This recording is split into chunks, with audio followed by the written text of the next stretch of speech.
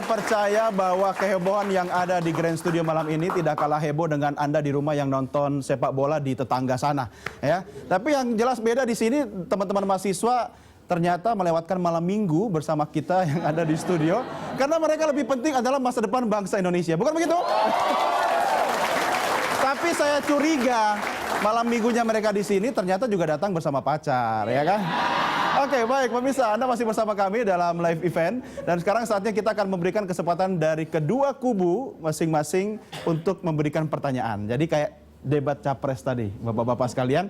Saya silakan siapa dulu, misalnya Mas Pupida mau bertanya kepada Pak Fuad atau Pak Fuad mau bertanya kepada Mas Pupida? Saya dulu lah. Ya. Boleh senior? Oke, silakan.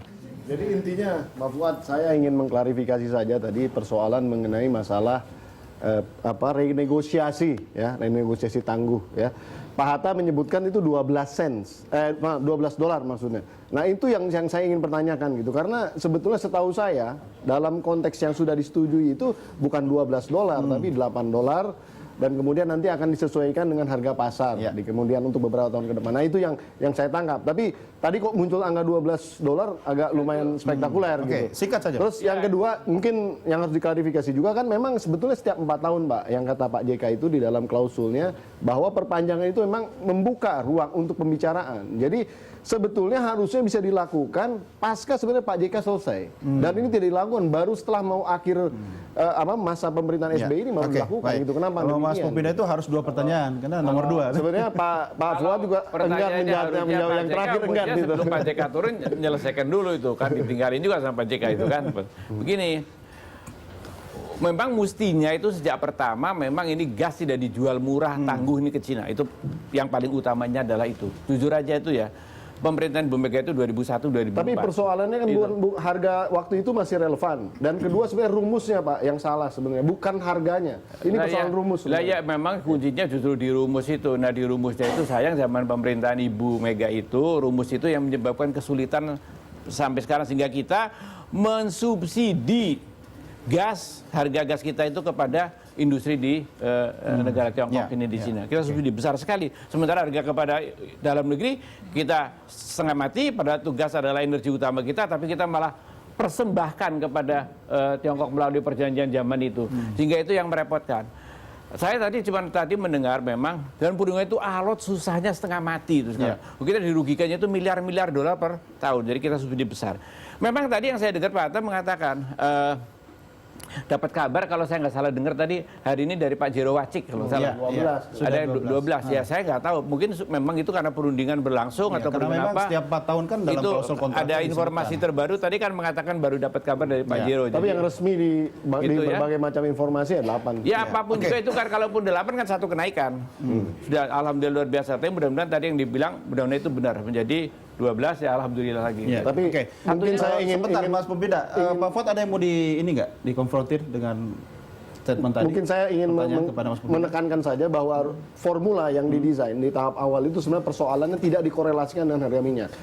Dahulu itu harga gas berjalan dengan harga gas sendiri. Harga minyak berjalan dengan harga minyak sendiri. Nah, persoalannya ketika kemudian harga minyak naik, gas ini demandnya naik. Sehingga terjadi korelasi sebenarnya. Nah, ini yang sebenarnya tidak diprediksi pada saat pembuatan kontrak yang awal. Itu sebenarnya persoalannya. Ya itulah, itu memang kesalahan apapun juga. Tapi itu kesalahan berat. Sehingga faktanya kita mensubsidi ekonomi negara besar, dalam ini negara Tiongkok. Dan akibatnya kita selalu harus bikin perundingan. Dan itu yang sebetulnya banyak orang ya itu terjadi memang zamannya si Ibu Mega, jujur ngomong aja. Ya. Yang harusnya kita perbaiki, kita sekarang harus mengatasi semua bersama bagaimana itu bisa diatasi lah. Mungkin Bu Tri ada catatan khusus soal ini? Enggak, saya justru malah yang saya prihatinkan itu Pak, kembali lagi kepada bagaimana menempatkan rakyat dalam pemenuhan kebutuhan energi ini ya. Negara boleh heboh seperti itu, tapi kan inti-intinya ini sebenarnya yang dilakukan negara itu untuk memenuhi kebutuhan rakyat. Padahal kalau tadi bicara ekonomi energi terbarukan atau renewable energy economy itu adalah kepemilikannya itu di tangan rakyat. Kenapa bisa begitu? Karena memang jumlahnya kecil tersebar. Dan kita ini harus berbicara soal pemenuhan energi itu on island base.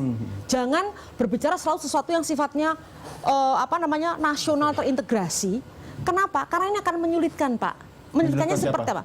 Menyulitkan kita semua. Karena sebetulnya setiap pulau itu masing-masing sudah memiliki energi masing-masing yang mampu untuk memenuhi kebutuhan di tempat situ. Nah, kembali kepada yang saya katakan renewable tadi, renewable itu kan scattered, tersebar gitu, dan itu kecil-kecil, tapi kalau itu betul-betul dimanfaatkan langsung directly bisa memenuhi kebutuhan masyarakat lokal dan kepemilikan juga di tangan masyarakat, bukan orang luar maupun investor Anda asing. belum melihat ada keberpihakan pemerintah. Keberpihakan kan sudah udah dimulai ini. Kecil-kecil udah dimulai kayak listrik-listrik di desa. Yang harus diingat, energi juga tidak semata-mata untuk kepentingan masyarakat hari ke hari.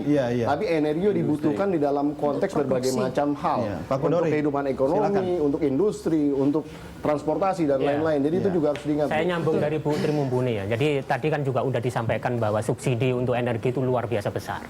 Tahun ini ada 400 triliunan. Tahun lalu 320 sekian, itu 80% tersedot untuk BBM. Ya. Ngeri ya. Nah, ngeri banget gitu. Nah, presiden terpilih, siapapun nanti, itu saya kira harus berani membuat politik anggaran yang baru. Apa itu? Subsidi BBM yang sangat besar. Yang kita tahu itu dari banyak studi menyebutkan ini bias orang kaya kan. Gitu. Bias orang kaya, yang menikmati orang kaya, bukan orang miskin. Saya balik pertanyaannya, berani nggak kira-kira kedua capres ini akan melakukan?